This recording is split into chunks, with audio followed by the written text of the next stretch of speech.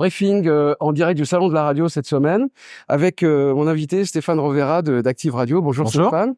En fait, Stéphane va vous donner un exemple d'opération commerciale réussie auprès d'un annonceur qui est dans le B2B. Ça paraît pas évident d'aller vendre de la publicité à un annonceur qui s'adresse aux professionnels, parce que parfois ces annonceurs pensent que la radio n'est pas un média adapté. Est-ce que tu pourrais nous parler de cette opération que vous avez vendue à quelqu'un qui vend, je crois, des machines à café? Tout à fait original, la personne s'adresse à moi lors d'une réception en me disant: c'est dommage, on ne travaillera jamais ensemble, parce que moi je m'adresse vraiment aux entreprises. Et j'essaye de tourner le cou à cette idée reçue que de dire qu'on ne peut pas faire de radio quand on s'adresse à une entreprise. Et je lui prouve que finalement le consommateur final d'abord peut être impacté par sa marque, c'est intéressant. Et puis surtout que la personne qui dans l'entreprise prend sa décision, eh bien une personne, et que ça peut être Micheline, Jacqueline ou peut-être même Jordan, et que cette personne, à un moment donné, va prendre la décision de changer de machine à café.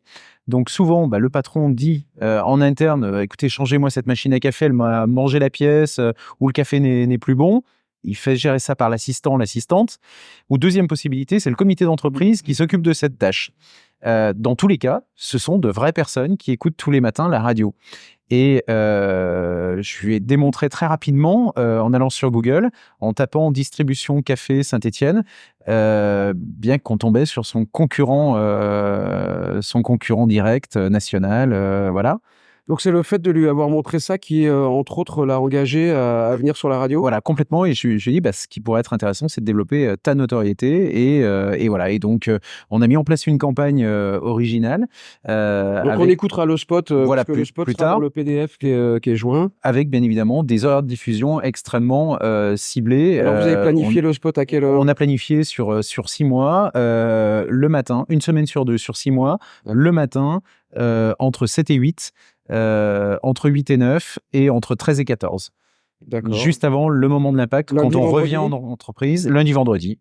D'accord. Donc on est sur 10 spots ou 15 spots semaine en fonction. Voilà. D'accord. Et on a déjà un peu de retour par rapport à cette opération? Le client en pense quoi? Il est content? Ah oui, le client est tout à fait satisfait dans le sens où il a énormément de ses annonceurs, de ses clients, pardon, qui lui ont dit l'avoir entendu effectivement en radio. Donc on a toute une opération de notoriété qui fonctionne puisqu'il faut renouveler les marchés. Il travaille beaucoup avec les écoles, les entreprises, les facs, voilà. Donc il était nécessaire de se faire réentendre pour certains marchés et puis d'aller en capter d'autres. Et faire voir qu'on peut être dans du circuit court en local, c'est intéressant. D'accord, donc Stéphane, merci pour cet exemple. On va citer le spot juste après. Donc c'est donc la preuve qu'on peut vendre de la radio à des gens qui font du B2B avec un dispositif et une idée de spot sympa. Ça peut fonctionner. Merci Stéphane. Merci. Moi, j'ai vraiment la cote dans l'entreprise. Presque personne ne peut se passer de moi toute une journée. Et tous les collaborateurs se réunissent autour de moi.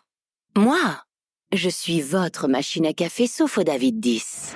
Sofo-David 10, groupe Prodia Plus, accélérateur de convivialité. Sofo-David 10, votre partenaire local en distribution automatique à Roche-la-Molière et sur sofoda.fr.